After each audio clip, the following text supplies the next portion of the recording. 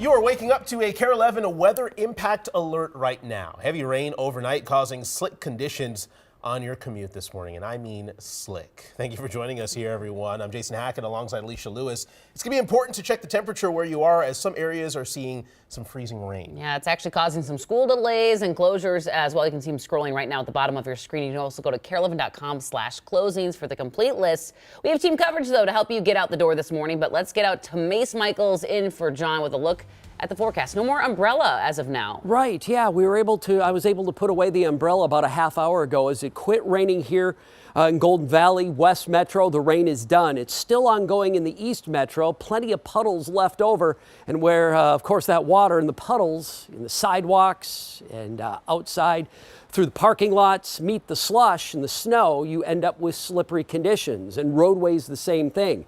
Little slush on the side of the road, or as you're crossing over the road, like here in our parking lot, it can get very, very slick. Temp, though, is right around freezing, so that's a plus for us. And the wind is turned to the northwest. That's a drying wind. Even though it's not strong, it will push in drier air.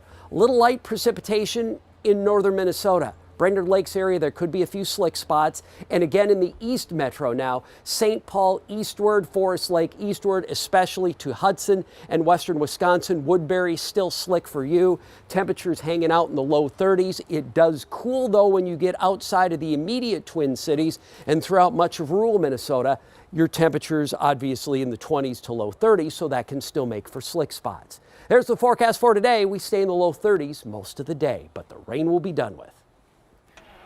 All right, 6:02. Let's take a look at road conditions. They've changed over the past 30 minutes. Seeing a lot more ice out there, partially covered or completely covered roads. And so what's happening is the rain mixed with that slush that was already out there on the roads kind of made for a slick situation out there. And where we're seeing that pink is where I'm seeing most of the crashes this morning, vehicle spinouts, things like that. That's what's happening over here in Plymouth. This is a vehicle off the road, 494 southbound near 49th Avenue, Schmidt Lake Road, as you're driving toward Highway 55. It looks like this situation has improved since I've been tracking it for the past hour, but this right shoulder is shut down. Most drivers staying to the left there. So this is just a reminder to take it pretty slow this morning, because not only are we seeing vehicles off the road because of the ice, but like Mace was mentioning, active rain in the East Metro. You could see some pooling water, which you don't want to hydroplane this morning. So a couple of things happening out there. That's why traffic flow is a lot slower than it would be normally at 6:02. So add some extra time this morning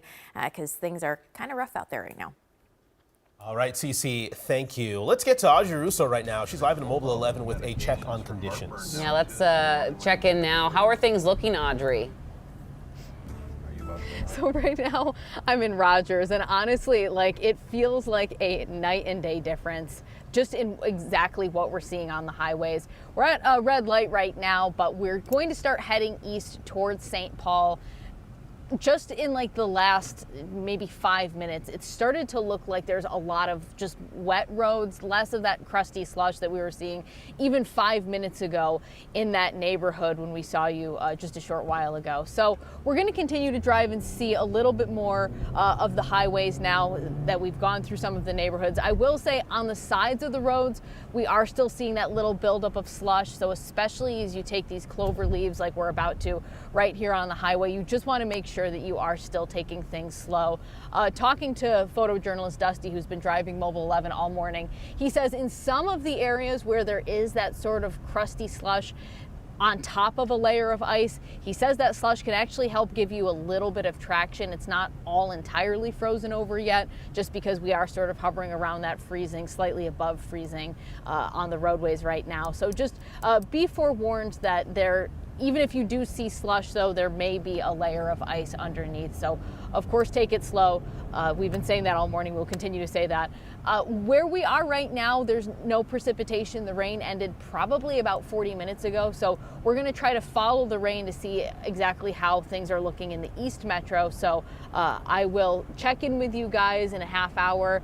You'll see bumps from Mobile 11 throughout the newscast as we make our way in that direction. But for now, I'll send things back to you. All right, stay safe out there. Thank you, Audrey. Thank you, Dusty. Appreciate it. For continued weather coverage, make sure you download the KARE 11 Plus app for your TV. You can use it to check live radar and get extended forecasts anytime. All right, other big news stories we're following this morning. Two major stories impacting students this morning. Late last night, parents sounding off as the Robbinsdale School Board discussed closing another school. Meanwhile, in the state's largest school district, more than 3,000 teachers are preparing to walk off the job. In just a few hours, the Anoka Hennepin school negotiation team is going to be back at the table with union leaders for a last chance mediation. The union says they're prepared to meet with the district as long as it takes to reach a settlement. But they say they're still sitting $22 million apart. Some sticking points include rising health insurance costs and pay. Now, if they don't come to an agreement, a strike would start Thursday morning, closing school for nearly 40,000 students. Although a strike would not be good for our family, transitions, schedules would change. I fully support what they're working for and what they need to be excellent educators. Now school closes. Students currently enrolled in Adventures Plus before and after school childcare would be able to continue a full day format. However, the district says that they don't have the capacity to accept more students during the strike. We're also learning this morning Robbinsdale area schools will keep a magnet elementary school open, but will discontinue magnet programming at a middle school. That's as the district grapples with ways to save money and make up its $21 million budget deficit. That decision was made during a contentious school board meeting last night where Fair Pilgrim Lane Elementary and Fair Crystal Middle Schools were the main focus. These schools are known by the acronym FAIR because of their fine arts resources. So in a statement, the district says these decisions are not taken lightly and are being made to, quote, stabilize the district's long-term financial future. The race for Minnesota governor is wide open this morning after Tim Walz announced he's ending his bid for a historic third term. I've decided to step out of this race, and I'll let others worry about the election while I focus on the work that's in front of me for the next year. Walz's decision is now setting off a scramble to find a new candidate to lead the ticket. Political analyst Blois Olson says Senator Amy Klobuchar or Secretary of State Steve Simon could jump into the race. And last night we spoke with a man who knows a lot about the governor's job pretty well. Former Governor Tim Pawlenty shared his reaction to the news. In a world where we're all working hard, paying our taxes to the state government, and then they waste it and allow it to be stolen, people are understandably very mad. And even in a blue state, I think that was probably enough to say for most people, we're not re-electing him. Pawlenty says he wasn't surprised by Walz's decision, adding that the next Democratic candidate will have to face the topic of fraud in this election. And coming up here in about 30 minutes, we'll be talking with political science professor David Schultz about the future of the governor's race and what's next for the DFL.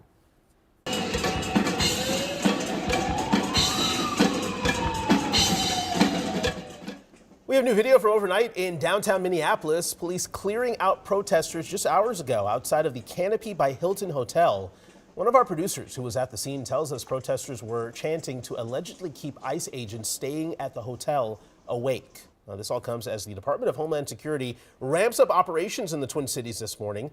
DHS says thousands of ICE officers and agents are heading here. 600 Homeland Security investigators are also coming to investigate the now viral fraud allegations at local daycares. The Wall Street Journal says if it's fully carried out, it would be the largest immigration operation since President Trump took office. 6:08 is your time check on your Tuesday. Let's get back to our weather impact alert this morning. Conditions are changing as the rain is moving on east. We've had Mobile 11 out on the roads where things look wet, but looks can be deceiving as the rain overnight has left some pretty slick conditions. Also salt crews out. Hopefully that brine will still work. I know with warmer weather it does work, but with wet weather it washes the salt and brine away. So we're kind of in a little predicament this morning, Mace.